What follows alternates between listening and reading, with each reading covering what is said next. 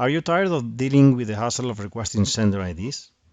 I am the product manager of the new alphanumeric sender ID self-service from the Sinch portal, and I'm going to introduce you to this tool that is focused on efficiency, and hopefully it will make your life easier. As you might know, an alphanumeric sender ID, or just an alpha, it's a custom name or a brand used as the sender ID in one-way SMS messages sent to supported countries. It can be up to 11 characters long and can include letters, numbers, and spaces. It's a great way to make your brand more recognizable to your customers and to help them identify you as the sender of the message. There are markets that do not support alphas at all, others in which you can send them without any specific requirements, and finally, some that require you to perform a pre-registration. Our tool is designed to help you with the latest ones. The self-service is available from the section SMS, Sender IDs. On the first screen, you will be introduced to the capabilities of an alphanumeric sender ID and informed that pre-registration may be required depending on the market. If you are not sure whether your market requires pre-registration, you can check the link of the list of markets provided for more information. At the bottom of the screen, you will see the name of your dedicated account manager. If you need assistance at any point, do not hesitate to contact them for help. Ready to get started? Let's click this button and start the request flow. We first see again a reminder of the list of market requirements and the account manager. The procedure of requesting a sender ID is quick and easy. It consists on just a few steps. In the first one, we need to select a business profile, which is a container of information for a brand. It allows you to reuse information for each of their brands and makes it easy to keep track of all of the requests for a specific brand in different markets. For example, a customer might have several brands and need to pre-register sender IDs for each of them in different markets. By using business profiles, they can save time and effort by reusing information they have already provided for each of the brands. Some of the information that we are storing are company details, company addresses, contacts, and attachments. In this section, you can either reuse an existing business profile or create a new one. In this example, I'm going to create a new business profile for the brand Acme. And now we can move to the next step, in which we need to select a market for our sender ID. The platform offers currently more than 35 markets to choose from. For this example, I'm going to select Indonesia. And once I have chosen the market, we will be presented with special conditions that will determine the rest of the conditions for the request. We are asked whether our brand has or not local presence in the country, and we will give an explanation of the different requirements for each of the possible answers. If we select that we want that we have a local presence, a banner will be displayed explaining us that there may be fees associated with the request. If this is the case, we can proceed, and our account manager will provide us further details about the fees later on. For this example, nevertheless, we are going to select that we do not have a presence in Indonesia. And we can move to the next step. Now we will be provided several fields with basic information about our sender ID. Firstly, we need to specify the alphanumeric sender ID that we need to register. Typically, this is a string consisting of between 3 and 11 characters that must include at least one letter. However, specific restriction may apply depending on the chosen market, which will be explained and validated in the interface to minimize the errors. On top of that, we are also asking, in this case, for a sample message, the monthly volume, the traffic of the message type, and the service description. We fill all of the fields and we move to the next step. At this point, we have already saved this as a draft and we will not lose any information. Now we are asked to provide some company information, which can be taken from our business profile if we have one. However, since we are creating a new profile, we will need to fill this section manually. And moving on, we arrive at the attachment stage. For this step, we are required to provide a document that follows a specific template. We can download the template, fill it out, and then upload it. As previously mentioned, this information can also be stored in our business profile for future usage, but not in this case.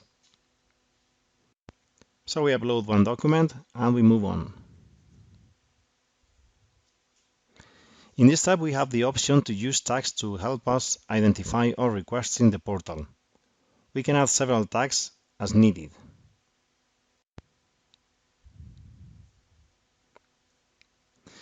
And finally, we reach the last stage, where we can add additional email addresses to receive notifications about any changes to the request. It's important to notice that the account that submitted the sender ID request will always receive email notifications about any updates to the request. I'm not going to add any email address.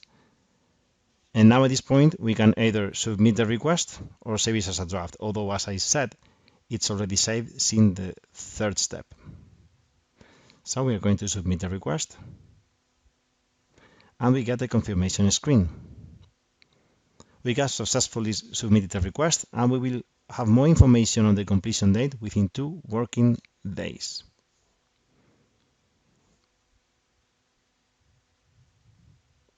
After closing this pop-up, we are redirected to the details view. Since we are still in status in queue and no one has started working on the request, we can edit the request and delete it. And here we see the summary of all the information that we have submitted, along with an event log. We can also go back to the alphanumeric sender ID screen, which is now the landing page from the sender ID section. Here we see all of the requests that we have performed in the past. We only have one, for which we have the following information: when it was created, which was the sender ID, which is a clickable field and will send us to the detail page, the market, Indonesia, who registered it, the request ID, which we can use if we need additional support to refer to it, and the estimated completion time, which again is not provided yet and we need 2 working days. Then the 3 tags that we have selected and the status that in this case is in queue. More on that later on. We also have on top of the screen 6 different filters that will help us when we have a lot of requests, and the list of business profiles. For the moment we only have Acme. Let's take a look at the different statuses. The first one is draft. We have not submitted yet the request. When it's submitted, if it has fees, it will be reviewed by the account manager, who can put it into in queue or reject it. If the request does not have fees, it goes directly to in queue. Once in queue, within 2 working days, it will be updated with a completion date and you will receive an email with a notification. All of these statuses with emails here receive notifications. From in progress, if there is missing information with the request, it will go to the status pending and you will get a notification by email with what information is wrong and a link to the request to modify it. We will see an example later on. When you update the request and you resubmit it, it will go back to in progress. And finally, from in progress, it can go to the final statuses of rejected, in which it was not possible to register the sender ID. You will get an explanation about this. And the other one is approved, in which case you will be able to start using the sender IDs normally. Let's now take a look at an example in which we need pending information from a request. This is an example of an email of a request that needed additional information. There are comments on what is wrong with the request. The signature is missing in the attachment. Please upload it again, thanks. And a link to the request, which will send us to the detailed view. Also, if we go to the dashboard, to the list view, we will see that the request is in status pending now. Let's fix it by either entering into the link from the email or clicking into the sender ID column from this screen. Here we see again the comments from instructions on how to fix this. We can click into the edit button from here or here and try to fix the mistake. Let's go to the attachment section.